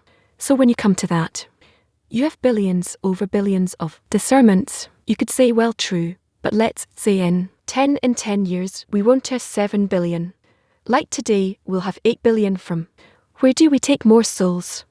These discernments keep dividing all the time. Even in the same person they keep dividing. We just don't understand our body. It's in an ocean of these discernments, desires, these tiny pieces. So our body determines nothing. Our vessel keeps dividing and connecting to all the others. We simply cannot perceive that picture. So we're saying as if we have a permanent part soul and we constantly correct it. We don't understand that every correction is a new soul, a new vessel. Is there any room to check or ask why specifically this person came to me, or why this quality is being revealed to me? Is there any place to ask about it? There's room to ask, but there's no room to answer before you reach the world of absolute where it's determined. Answering means to reveal to you, but you don't have the vessels to perceive this. For this, you need to know your connection with the rest of the parts, the rest of the souls. Why? I'm like this. He's like that, and what happens between us as it writes things like the rewrote in Gate of Incarnations a little bit. For now it's just a story, but what can we understand from this? But to begin, to reveal it, look at how he wrote it. Did he write it in the language of Kapala? It's all a story, so what did he write before that? Just a general introduction, and then he writes it like a history story. He had this rabbi, he had these disciples, and you know why he's connected to him, because he had an incarnation where he was Moshe. The Yaakov here is this the way for key, is to talk the way expressed it, because there's no other language by which you can express it, and you have to be, at least in a zone of absolute, to be speaking about such things. It seems like the situation is clear and that it's satisfying is simply a mistake. I don't know what you're saying, but okay. What do you mean situation? Situation satisfies. When it's discovered, everyone laughs, and it happens to everyone probably. But when there's a certain situation where a person stumbles upon a state, he identifies that state, and I never make any calculations with the souls because I have some sort of calculations with you from several lives back, so we are together now, and I'm suffering with you. Why? Because in previous life I hate you. So now I have to come here and teach you. Yeah, not that kind of calculation. So what? No, he writes in this way in the Gate to Incarnations. It's okay, but it's clear it's not the state of the, but a person goes through a certain lesson situation, a state between creator and created being. Okay, and he came to a state where it's clear that now this is being revealed here and now because of this and that, because this is what I should have learned now, and that satisfies us. I don't make these calculations. Why go back to the past? Those who turn to the past is like it becomes a pillar of salt, not the past. I'm not talking about the past. I have to think from this moment onwards where my eyes are looking in the right direction. Good, that's it. Why do I care about really? I'm forbidden to think about what happened a minute ago. It doesn't add anything to me. It only confuses me. How do I know? At this minute, I received a situation. That situation is from above, not a result of the previous moment. Not a result of the previous moment. I'm telling you, look at all those guys. And in the last bench, they were all criminals. They did things that you want me to tell you about each of them. I can not a good idea. We said that we're not going into the past. But what they did, never mind. Look where it brought them. What connection is there between what Sayan did before and the poor guy now sitting here, and what he's going in the future is destined to suffer? Yet there's no connection, so why make all these calculations? It's folly for a person to come and say I did this and this and that, and this is why it's happening. Who told you to get this? What did you read? This is a result of this, and this is a result of that. Where is there such a book? No, it doesn't relate to the question. So the healthy approach is only to look ahead forward and to take everything as separate. That I have to add this to my connection with the Creator. Add this to my connection with the Creator, and that's it. Everything's separate. That's the best. It's very simple. You don't need all these calculations. There's he has given me this, that state. Great. In it I'm connected to you. Another state. Great. I'm connected to you in this as well. Very simple. Forget about all the other calculations. Leave easy. It's not calculations. That's the question. Not that it comes to make a calculation. I'm going to check now. The fact that all kinds of thoughts come to you. I know that it's clear what it was for. It's not clear. So if it's not clear, then it's my mistake. That's my question. So it's simply a diversion here.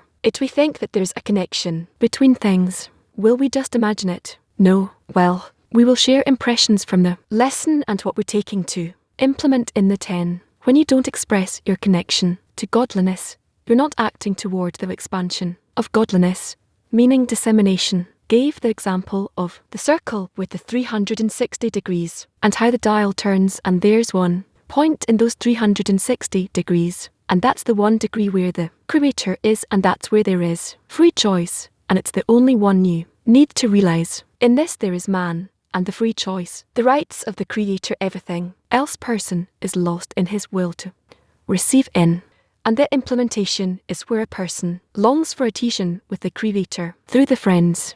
And then he discovers all the gaps. All the gaps are disclosed to him between the state he should be whole and the state he's in. And then all the work is actually determining the correct attitudes to this revelation of evil. And the correct attitude should be that the Creator himself, just like we read in the article and explained amazingly, reveals to him, and it's revealed to him so that he will ask for the corrections all the way to the extent where he will rejoice from these revelations that are happening, because they're the places where correction is demanded. My freedom is only toward the purpose of creation, toward connection with the Creator. My strengthening toward the goal each time is what builds the vessel. And the vessel to receive the light is a combination of all the deficiencies of all the other souls. Really nice, both the article and the lesson. It's all none else besides him. A person is governed completely in all his actions, and all that he goes through.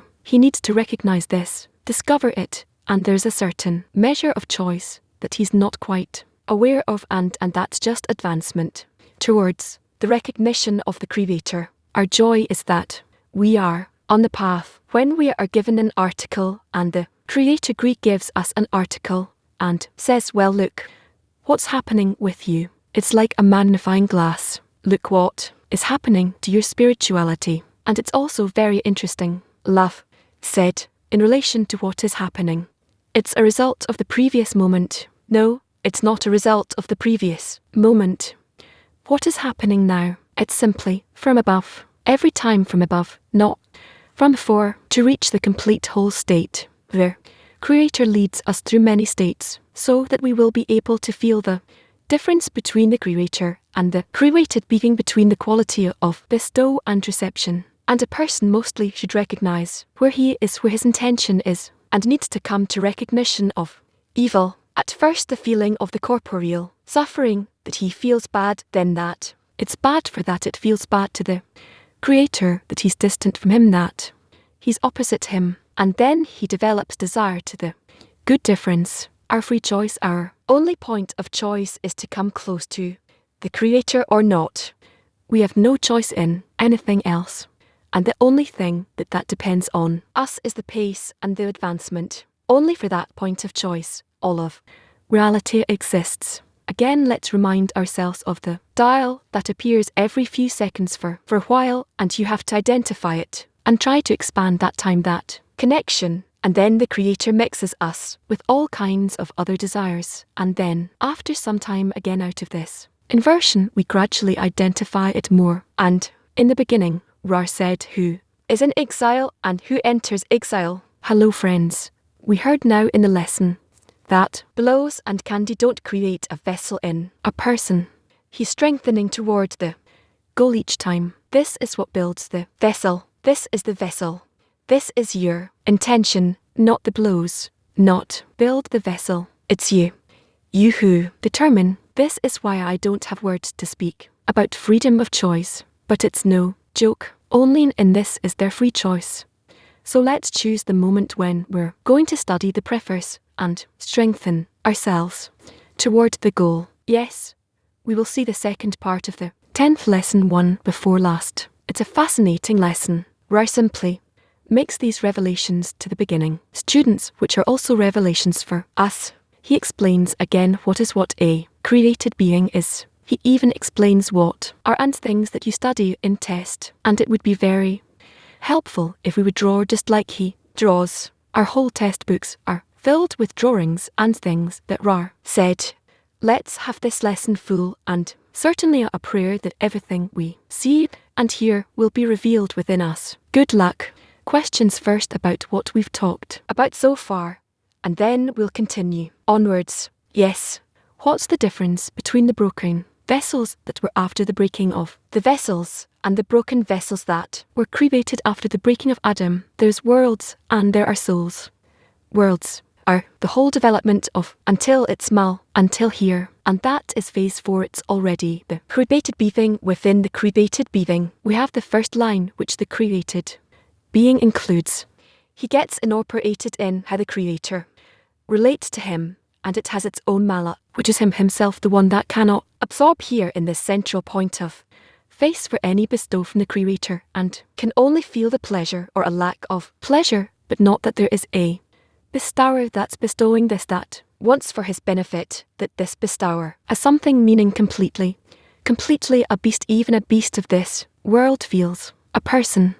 Yes, it has some kind of belonging to these sparks of bestow. So, actually, the created being is this black point here, which is completely distant from the creator, and it does if you don't correct this black point, there's nothing you can do, because all the rest of the incorporations of the creator and the created being in the first line is at the expense of the creator. He penetrated himself into the created being there, meaning that the fact that we're making here all kinds of calculations and receiving of light in all of these parts is considered the parts of the world where all together it's not that's working. It can't here altogether be connected in this whole process.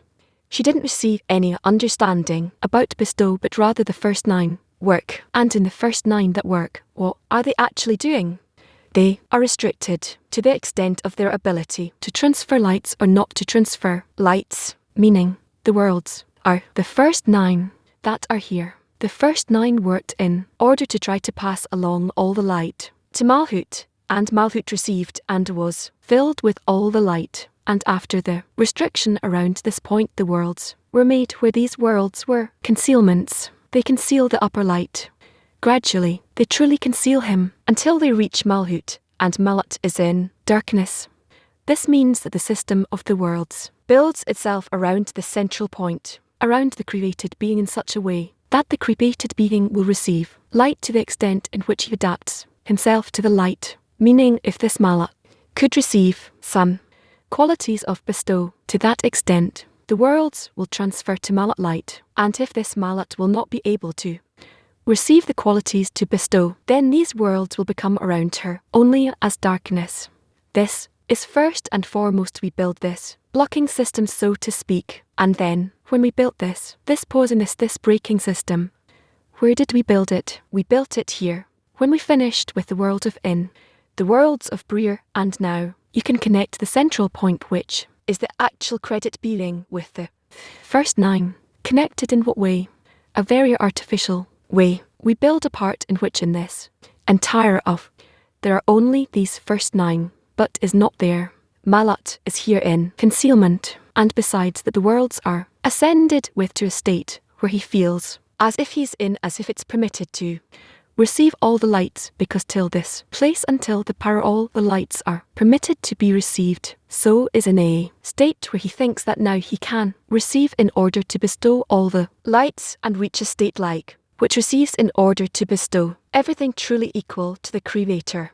Why does he think this way? Because he doesn't feel that this central point is in restriction and concealment in him, and when he starts to receive the lights from the state that he's in, as if he is totally in not, then the Malhut is revealed, that is, here I did not receive any sparks of bestow, and then it turns out that he can receive in place of in order to bestow in order to receive, and it crashes, the screen is lost.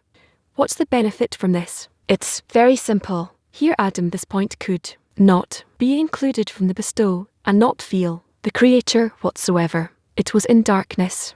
After the shattering, all the sparks of the stow of the first line in potential in this explosion entered into this point, into this dark point, and once more we have in this point, just like after the shattering of the vessels, there are vessels of bestow, vessels of reception, and an incorporation of vessels of reception, and vessels, and vice versa. We have 4 kinds of vessels, and as a result of this, who shattered, there's nothing to do with it, but its parts, its shattered parts now can go through scrutiny, meaning now it's possible to take each and every part and see can it be similar to the Creator or not, and then we start to correct. Galgat and Nim are considered not corrected yet, but that in the future they will be corrected.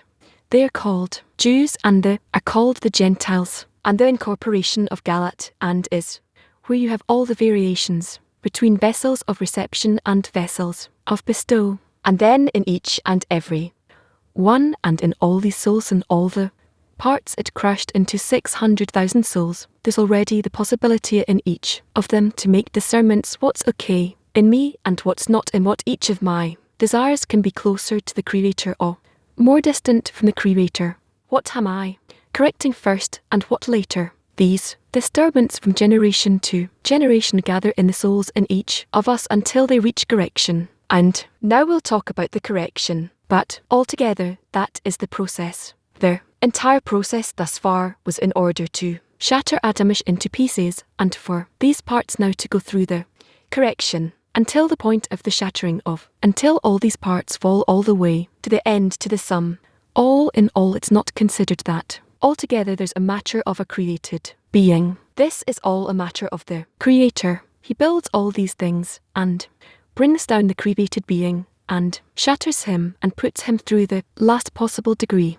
That's called the expansion of the worlds and the parts and the souls from above downwards. After all these things, the work begins, called the work of the created beings, the work of man. This is the ascent back from the lowest state of this world up to above, and above to this path from below upwards. We must do on our own. Why do we study what was done before us on the way from above down? In order to know precisely all the qualities that are happening here and learn from this how we can make our way back. Because actually from above down, when the worlds were created, they built like filters degrees in the bestow of the light, and then for us to ascend we need to precisely adapt ourselves in each and one of those filters from degree to the degree that is called ascent. Hence when we learn in the wisdom of Kabbalah about the expansion of light and the expansion of the vessels from above down, we actually learn them in order to use them when we ascend all the way to when I come to correct. Do I correct the vessels of, you correct the vessels of that belong to you. What's your name? Look how beautiful, what a so in there's this part called no. That's the part you need to correct to raise it to Insel and all the incarnations you've been through. I'm talking about the soul, not about this, not about the gnome, not this ginger gnome guy who's where when I see you. I'm talking about the point of shattering that's in you, which is called the root of the soul. When you start developing it, that will be a soul. Now it's a black broken point that you are beginning through the study to invite upon yourself the surrounding light, and this point begins to expand. And this is like out of a seed or a sperm cell, a body develops flesh and blood. And it's the same here. If you start developing and expanding in place of 1 point, you'll have 5 points, and then 5 spur, and then a part, a whole tiny 1 part, and then that part will begin to grow more and more and more, and it's just like a seed developed or semen develops into embryo in the womb. Same way in this process, and this development will be conscious, meaning you will have to do this in full awareness.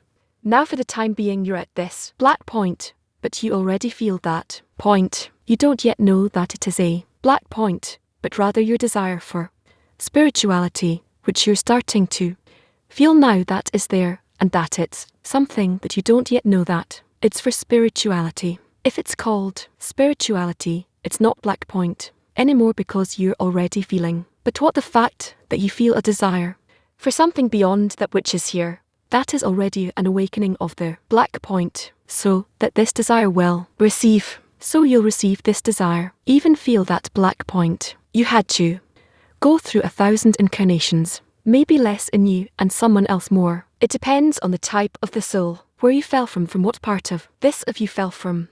And also not just according to the part, but also according to its in its interaction with other the complexes that are there, because it's not just in structure, it's also in volume. There are many qualities there. And then, as you've been through all this life in this world, as you were incarnated like a beast, meaning without a consciousness that there is an upper world, and that you have some desire to return to it, somewhat, meaning to live according to that inner point, and not according to one's animalistic body. You didn't have such desires in the previous incarnations, but the fact that you've been through all kinds of sufferings, it was all absorbed in the records, and altogether the records in their accumulation reached a certain measure that in this incarnation you started to ask, from the frustrations that you want to reach, to implement this black point. Now, this black point is in our diagram. It is here, and you are now starting to ascend from here, let's say, to the barrier. This time that you go through here is called the time of preparation. We can do this within 3 to 5 years.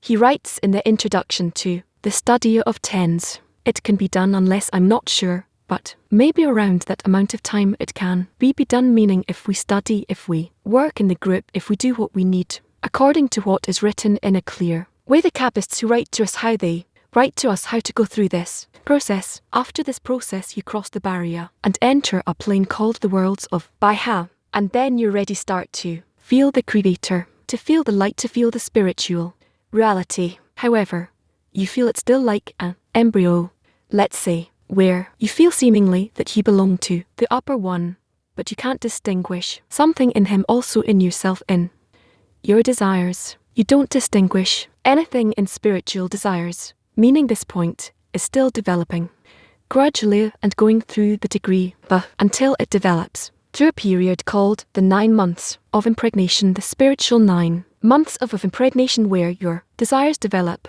and then you cross through that. And this actually, it turns out this way. So it turns out that in the beginning we have altogether a person needs to grow until from the beginning. So the periods are such. First, there are incarnations. Well, let's call it unconscious incarnations. Well, we're not aware. They're correcting love spelling in Hebrew. Yes, unconscious or unaware. Now, there's a state which begins with a point in the heart, and we begin to feel it. That's your current incarnation. In a time comes called the time of preparation. This can be, he writes, from 3 to 5 years. This is thousands of years. What happens next? We cross the barrier, and the degrees begin. 125 degrees. Why? 1, 2, 3, 4, 5 worlds. So, each has 5 parts. Yes, and times 5 spot in each. 25 asterisk 5, altogether 125 degrees. Now when we enter from the barrier onwards. So what do? We go through all these worlds until the world of, and we enter the world of, and build here. And in Lim, when there already is, we start to join to Galen, the coarseness from Brier, 2, the coarseness from Vree, and the coarseness from 4. This means that we add the other scent. And then we have here, besides Galat, also plus a chef, as we build vessels of bestow. We begin with, first as we enter here and cross the barrier, we have 3 days of absorption, then 40 days, the creation of the offspring. Because me 40 is Biner until all the qualities of Biner, the initial ones, are received. Then 48, 9 months of impregnation. By this, the coarseness of root is acquired. Only when the coarseness at the level of root is made, then in order to receive coarseness, phase 1, we need to go through a correction called birth. Because with the coarseness 1, he becomes more independent, distances from the upper one at the expense of the upper one, and comes closer to the upper one at his own expense, and can already make some kind of actions. And then this is after birth. There's 2 years of yikr of suckling thing, and then he also has a name Lut. I'm sorry, cat. And after 2 years of yikr of suckling, he begins to be big. Gadlut maturity. What does it mean? Phase 2 of coarseness, 3 of coarseness and 4 of coarseness. And after this already, equivalence of form with the creator. Okay friends, now we want to take questions. Switch on question marks. It's amazing how I've in 25 minutes put in complete parts of to beginners. Nevertheless, we can make a summary that the first restriction you remember in the first restriction light entered the vessel. I don't have the strength to draw, but everyone has this drawing in their minds. The light enters the vessel.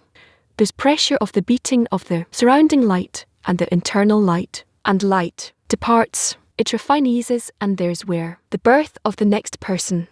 That's how it has in the first restriction. In the world of this happens this way. Then in the world of Nicodem, what gets added? Because of the second restriction, 2 parts are added. 1 part is called, and the second part is called. So is born at first in nut, in smallness, and then in gut and maturity, as it joins to it, and in the world of what's said in the end the last drawing bears, there are already 3 stages right. The first stage is called I, or impregnation, that was added where we need to enter I, which is just to acquire the coarseness, the root coarseness, and then there's the stage of impregnation, and then the third stage where we grow in 3, 4, 2, 2, 3 and 4, and now we have questions. Yes, said after them breaking all the sparks of this tool the first 9, forcefully into the black dot, and as a result its broken parts can now be scrutinized, sorted. How does the breaking of enable that central point of the created being incorporate with the qualities of bestow something that didn't happen before? We saw this in the breaking of the vessels that through the blast sparks of bestow enter the reception, and this exactly what happens to us. We have the point in the heart, in the middle of our egoistic desire, and this way the breaking enables incorporation between bestowal and reception. So this incorporation is what's created, only this incorporation between bestow and reception. Yes, look is the desire to receive. You can't correct it. It doesn't know what to bestow is. How can it know what to bestow is? It was created as a desire to receive for itself in its final development, so you can't correct it. But what can you do? You can break Beaner, and then Beaner falls. And we heard this in the lesson. I think also Ra talked about it as if she receives all the desires of Malad, and then she starts to correct it. So, that's the shattering, where also Beaner loses her qualities for the incorporation with Malad, and then a correction can be made. After this incorporation, what enables a person to scrutinize what is reception? What is bestow? It's the reform in light. All the lights begin to, the lights we draw when we study, enable us to scrutinize all the desires is something that the light does through our labor and connection and enannulment. Thousands of years, like Rav said, we incarnate, and he never told us what each went through before he came here, right? And we never talked about that, but he came here already. That's it. Thank God, we're here. Women unity. Thank you very much, dear friends. Why, when broke, the broken parts fell below the seal. When the walls fell, there were 4 kinds of vessels, and there was a mixture, but they didn't fall below that boundary. What is that boundary that is below the seal? Because everything we learn so far happens inside Malat, and here it's as if it falls or is separated outwards. Please explain. The question is, why was to the extent where it fell below, even to this world and to our world, distinguishes between this world and our world. He says this world there is still some form of connection with spirituality. A person feels that there's something he doesn't feel what, but in our world there's no longer that. And in the lesson we saw before this, Raf said that there needs to be that freedom. The created being needs to be completely disconnected from spirituality. Otherwise he won't have freedom. He won't receive decisions on his own. Not that there's freedom altogether. The creator always controls the creator being, but the creator being doesn't feel that control. It's concealed from him, and then it gives him the possibility to be independent. So now he finally has the desire to receive. Finally, below the it's in this world into our world, and from here he can start the correction. Only from here. That's why we must have this world, these bodies, by the way, and not necessarily, but yes, we need this, and it's a must for it to be this way. It's specifically from this state that we have to start the correction.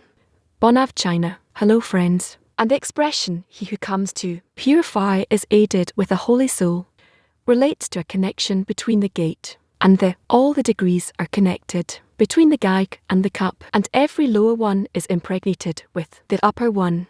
So to the extent that the lower one, the name of the lower one is annulled before the upper one and raises man. The whole process that explains here happens where the lower one begins to receive the treatment from the upper one and enters into the IBU, into the impregnation. Thank you friends. What discernments, what scrutinies do we need to go through in order to cross the barrier? We specifically start with ib, and ib is to acquire the root coarseness. Although we reject, I was talking to Iran only about IBU. There are two parts. In test just the belly book, but in a simpler way we have to be nullified before the upper one. We always have a connection between the upper one and the lower one. Always of the lower one or inside the upper one. There's always a connection between them. And if the lower one annuls and just does what the upper one tells it to do and feels that he doesn't exist in relation to the upper one, but just wants to be within him in. With that language we can say that a person enters IB and then he can advance and acquire and correct root coarseness. Thank you dear friends. Good morning. Can you elaborate a little bit of rising man for us to reach the state of I? Learn that man is female water. It's a connection between Mot and Beaner, meaning that the will to receive wants to be similar to Beaner, which is the will to bestow. It means that there is the gap where the will to receive really wants to become a giver, and that deficiency it raises to the upper one at a certain stage. In the beginning man was not necessary like we taught theirs. The emergence of records refinement, the records rise to the P, and this is how each part is born one after the other in the world of Nicodem when we learned. There you remember and await the request from the Lord one from Zon and Zon raises to Emma and Abba the request, and that's already called man without the request. They won't receive light, meaning the lower one needs on its own to perform an act. It needs to ask, otherwise the light will not expand. French, thank you very much for this beautiful lesson. I'm going to read what I've said. He said, therefore, when we study the wisdom of Kabbalah and the expansion of the vessels from above downwards, we study it in order to use it for our ascent to ends. It's not something that is so. That doesn't really make sense. Why isn't it logical? We're learning about the system, how it's built, how it cascades, right from the very beginning to the end. Now we know how to ascend.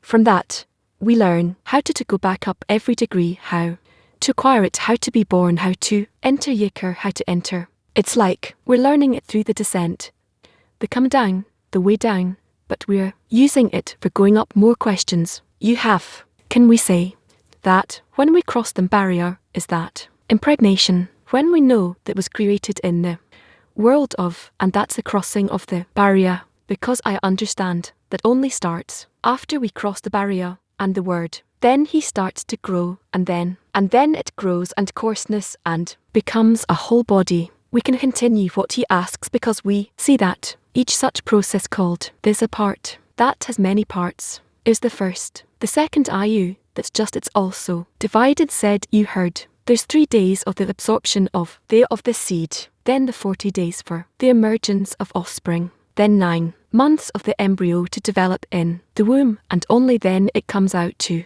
the air in the world. And all this we learn only about, only in. So that's what we learn about, and this gives us the example that said this way also the lower one goes through a process like this. What's confusing is a process we go through before the barrier and the process we go through after the barrier. So is before the barrier or after the barrier? Stay with that question. Stay with it. I wanted to ask about the stages where he described. In the end of it's actually the final correction. First of all, that's my first question, and if so, what happens? The whole shattering of meaning does this correct also the vessels that were shattered in, because here we're talking about the vessels of what drew there, about the world of correct the vessels of you. Remember, we learned the world of Nicodem was shattered, and the world of according to order takes all of its vessels, and joins them to it, and that's how the of the world are created only was born from the coupling in all the rest of. They are born below the taboo, and they take and correct the parts of the word of Nicodem such that all the parts will be corrected. Besides, the son has additional corrections. Second, so the correction of the breaking of the motion corrects the breaking of Nicodem. I'm trying to understand the parallel. How? If this corrects that, meaning the correction of the breaking, writes about the shattering of in the end. Shattered, and all of our souls seemingly are in the worlds of by, and in the world of by they ascend to the world of, because the correction can only be in the world of by there are kind of no corrections. Maybe that can be the answer. How were the additional worlds created? Which are this world and our world? How were they created? How were the additional worlds this world and our world created? We learn that all the worlds of Mir were created from that rose to the degree of Ima together, within who is in the degree of Abba, and then the worlds were created including this world. Our world is a state that is below the same. It's disconnected from spirituality. It's a state that capitalists call, it's like a dream state that is disconnected from spirituality. And we will discover at the end of correction that, as Kabbalists say, we were, as dreamers. It's a state like it's a dreamlike state. It's a world of results. And we just have to begin to enter the world's fire and begin to feel a connection with the root, with the Creator. But we nevertheless say that we have the worlds of, and we are as the lowest part of the world of us are. It's not our world, is not something that's in addition to these existing worlds. It's just the feeling, like Iran said, that we have no connection with the upper one, but nevertheless we are a part. That's how it's said of the world of Assyria. Last question from Women Chile. No sound. We can't hear you. No, we can't hear you. Can, yes, no. Has everything we learned so far developed in the Galar? And if so, what happens to the inner light when it develops in Galar? We need to get back to from now on. Everything develops in the degree of Ibu. Impregnation in pre-Ibu is not Gatanarm, yet it's not Katnut. Infancy is a state of nut after the birth. Happens here, we're still in even more preliminary state. In Iu, the smallest possible degree is created, called Uber and embryo. Dear friends, in the first part of the lesson, we will watch a recorded lesson from the 24th of June, 2002, based on the article, The Creator in Israel Went into Exile. The writings for us, the Creator in Israel Went into Exile. We read the article together in the 10. We have 41 minutes for that. The Creator in Israel went into exile. It is written in the Zohar in my statute, item 49, about the verse, quote, I too will torment you 7 times for your sins. Come and see the Creator's sublime love. For Israel is like a king who had an only son who sinned before the king. One day he sinned before the king, and the king said, all those days I have been striking you, but you did not receive. Henceforth, see what I will do to you. If I expel you from the land, bears might charge you in the field, or wild wolves or murderers could remove you from the world. So what should I do? Instead, you and I will go out of the land. Thus I too, as it is written, meaning that you and I will leave the land, meaning go into exile, and I will chastise you to go into exile. And if you say that I will leave you, I too am with you. End quote. We should understand the meaning of the exit of the people of Israel from the land abroad, which is called exile among the nations, and what it means in the work, what is regarded as land, and what is regarded as exiting the land. Also, what does it mean that when one sins he's punished with exile to be among the nations of the world? How does it help, and what benefit does it yield in the ways of the work? That is what is the correction in going out to exile, to be under the rule of the nations of the world. We should also understand how it can be said that the Creator too leaves the land with the people of Israel into exile, since the whole land is full of His glory, and it is written, quote, His kinship rules over all, end quote. He even sustains the kippot, the shells. So how can it be said that He will go out to exile with the people of Israel, as though He is not in the land? To understand the above in the work, we first need to know what is the land of Israel, what is abroad, and why exiting from the land abroad is regarded as exile among the nations. We should also understand that exile is a correction for sins. That is by suffering the exile. The torments of the exile will make them repent, and then it will be possible to bring them back into the land. But it is written, quote, and they mingled with the nations and learned from their works, end quote. So what torments of exile are they feeling which can be a cause for them to repent and return to the land? That is what can he know about what is good in the land of Israel so as to crave it, and this land will be a reason that will compel him to repent for the love of the land. It is known that land is called Malat, and the holy Shinar divinity and the assembly of Israel, which is the inclusion of all the souls. This means that she must receive the delight and pleasure that was in the thought of creation to do good to his creations, meaning that the souls will receive delight and pleasure. The order of the cascade was from the world of Anof, no end and slasher infinity, to the world of Tsum restricted.